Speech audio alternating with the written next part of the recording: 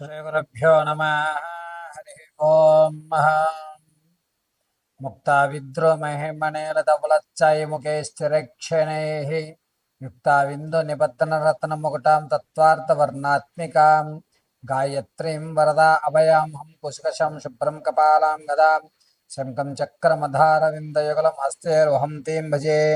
యో దేవ సవితాస్మాకం ధియో ధర్మధిగోచరః పరారయత్తస్యద్భర్గా సద్వరేణ్యముపాస్మహే. సర్వం వేదమాత గాయత్రీ కటాక్షఫలసిద్ధ్యర్థం. గురువుగారు ఎప్పుడు చూసినా ఆర్థికమైన విషయాల గురించి లేదా కోర్టు వ్యవస్థల గురించి మాత్రమే మీరు చెప్తున్నారు.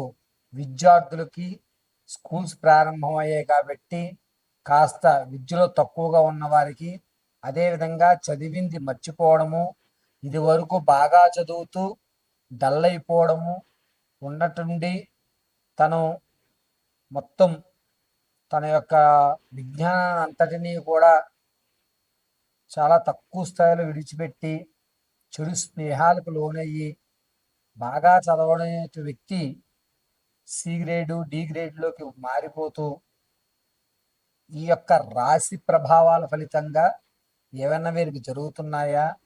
మేషం నుంచి మేనం వరకు కూడా విద్యార్థులు ఎటువంటి మంత్రాన్ని రోజు పఠించుకోవడం వల్ల విద్యలో మెరుగైనటువంటి స్థితిగతులు కలుగుతాయి. వీరు ఏ దేవతారాధనలు చేయడం వల్ల విద్య అనేటువంటిది అభ్యసిస్తుంది. అన్నిటికంటే ముఖ్యమైనది విద్యే కాబట్టి అటువంటి విద్యార్థులు ఉన్నతమైనటువంటి చదువుకోవడానికి, చదివింది గుర్తు ఉండడానికి, మీరు పరీక్షల్లో ఉత్తీర్ణులు అవ్వడానికి, అదేవిధంగా నిరుద్యోగులకి ఎప్పటి నుంచో ప్రయత్నాలు చేస్తూ ఉద్యోగం రాక కాంపిటీషన్ ఎగ్జామ్స్లో 10, 2, 5 మార్కులతో శృతిలో మీ ఉద్యోగాన్ని కోల్పోతున్నటువంటి వారికి ఇలా కేవలము ఈ ఎపిసోడ్లో విద్యార్థులకి నిరుద్యోగులకి సంబంధించిన విషయాన్ని మనం చర్చిద్దాం. మేషం నుంచి మీనరాశి వరకు కూడా ఏ ఏ రాశి వారు ఎటువంటి ఆరాధన చేయాలి, ఎటువంటి నియమాలు పాటిస్తే ఉద్యోగ ప్రాప్తి, అదేవిధంగా విద్య చక్కగా అభ్యసించడం అనేటువంటి పూర్తి విషయాన్ని ఇప్పుడు మనం చర్చించుకుంటూ అసలు విద్యార్థుల్ని ఉన్నతంగా తీర్చిదిద్దాలంటే చదువుని ఎప్పుడు చదువుకోవాలి, ఏ సమయంలో చదువుకోవాలి అనేటువంటి విషయాలను కూడా పూర్తిగా మనం చర్చిద్దాం. విద్యార్థులు చదువుకునే టైము తెల్లవారుజామున 5 గంటల నుంచి 6:30లోగా చదువుకోవాలి. ఏ విధంగా చదువుకోవాలి అనేది ప్రతి రాశి వారికి కూడా చదువుకునేటువంటి సమయాన్ని మీకు చెప్పడం జరుగుతుంది. మీనరాశిలో ఉన్నటువంటి విద్యార్థులకి కాస్త ఇబ్బందిదాయకమైన వాతావరణం, చదువు పట్ల శ్రద్ధ అనేటువంటి ఉండదు. పైగా ఏలినాటి శని ప్రభావం ఉండడం వల్ల చదవడం అనేటువంటిది చాలా ఇబ్బందిదాయకమైన వాతావరణాలే గోచరిస్తుంది. మీరు వాతావరణం మార్చండి, స్కూల్స్ మార్చండి, లేదా మీరున్న ఇల్లులు మార్చండి, ఎక్కడికి వెళ్ళినా మీ పిల్లవాడి ప్రవర్తనలో మార్పు అయితే మాత్రం జరిగే అవకాశం చాలా తక్కువగా ఉంది.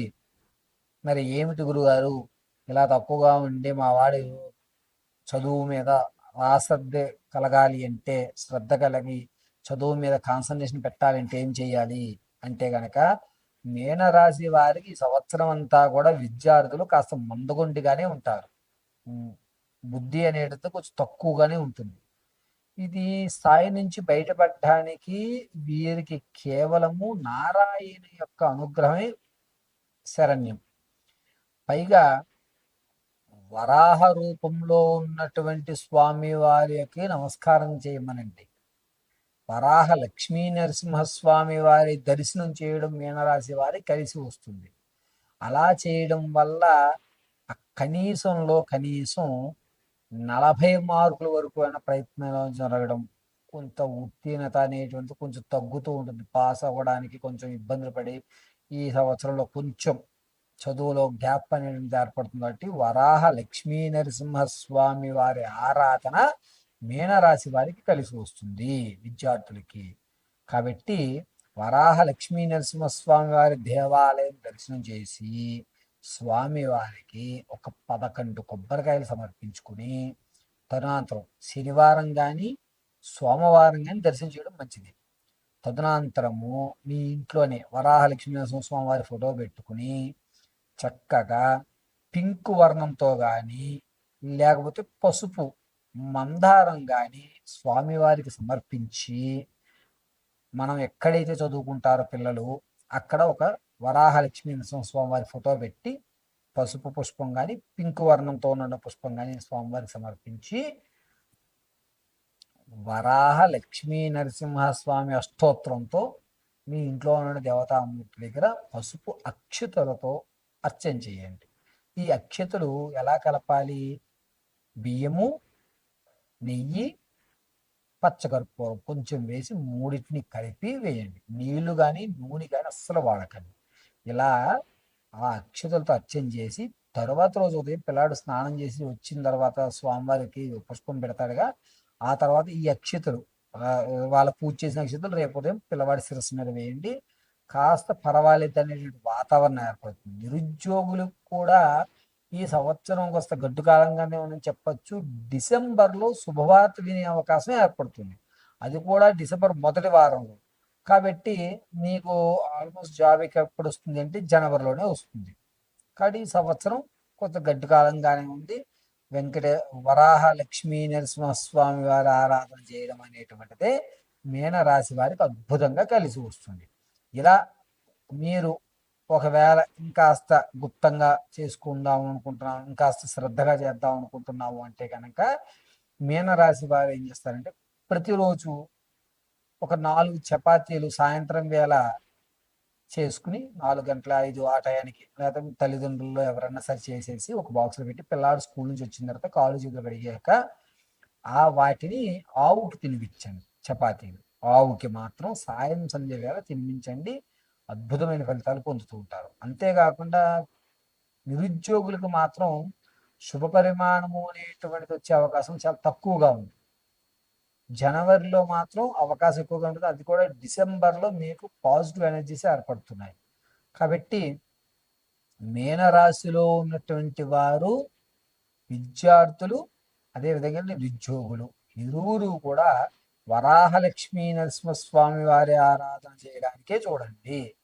వరాహలక్ష్మీ నరసింహస్వామి దేవాలయం ఒకవేళ మీరు వెళ్ళలేకపోతే ఇంట్లో ఉన్నటువంటి ఒక ఫోటో పెట్టుకుని 11 రోజులు పుష్పం పెట్టి 12వ రోజు ఒక 11 కొబ్బరికాయలు ఇంట్లోనే కొట్టేసుకుని చక్కగా స్వామివారి నైవేద్యం చూపించేసుకుని ఆ కొబ్బరి నీళ్ళు మీరే తాగేయండి. ఎవరికైతే కాస్త ఇబ్బందిదాయకం ఉందో వారు తాగేయండి. చక్కగా స్వామివారి యొక్క అనుగ్రహం కలుగుతుంది, పరమేశ్వర రక్షణ కలుగుతుంది. మరిన్ని విషయాలు తెలుసుకోవడానికి కింద స్క్రోల్ అవుతున్న నెంబర్ని సంప్రదించండి. పరమేశ్వర అర్పితమస్తు.